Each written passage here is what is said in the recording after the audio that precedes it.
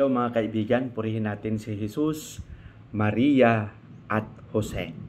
Mapagpalang araw ng Sabado sa inyong lahat at nasa unang araw na tayo sa buwan ng Hunyo. Magpapasalamat tayo sa Panginoon sa lahat ng mga biyayang ating natanggap at sa mga biyayang pangdarating na ating tatanggapin. Magpapasalamat din tayo na sa buong buwan ng Mayo ay nalampasan natin ang lahat ng mga pagsubok na dumating sa ating buhay. Purihin natin siya, pasalamatan natin siya. Narito na naman ang inyong lingkod, Father Bob, isang paring Karmelita, na magbabahagi sa inyo ng napakaikling at napakasimpleng pagninilay, mensahe sa ating mga pagbasa.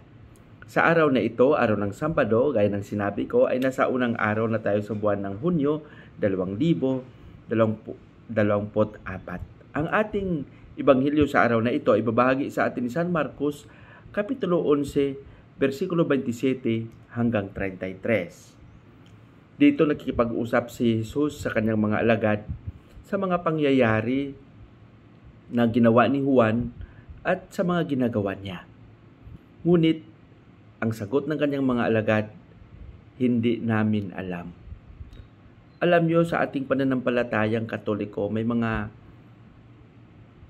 pangyayari sa ating buhay na talagang hindi natin alam. At sa likod ng wala tayong kaalaman, nararamdaman natin na ang lahat ng ito ay kumikilos sa ating Panginoon. Ang ating Panginoon ay gumagawa ng mga bagay na minsan hindi natin nauunawaan, hindi natin alam kung paano nangyari at kung bakit nangyari. Siguro ito yung isang pamamaraan na sa pamamagitan ng ganitong mga pangyayari ay mapagtanto natin na ang Panginoon nga ay talagang kumikilos sa ating buhay. Kaya hinahamon tayo na maging tapat at maging mabuti at unawain ng maigi kung paano kumikilos ang Panginoon sa buhay natin. Alam ko na sa ating mga ginagawa, gaya ng sinasabi ko kanina, may mga pangyayari na hindi natin nauunawaan. May mga pangyayari na hindi rin natin inaasahan na mangyari. Ngunit lahat ng ito ay kabahagi ng kabuuang pagkilos ng Panginoon sa ating buhay. Kaya mas mainam na yung ating mga sarili ay ipaghanda natin at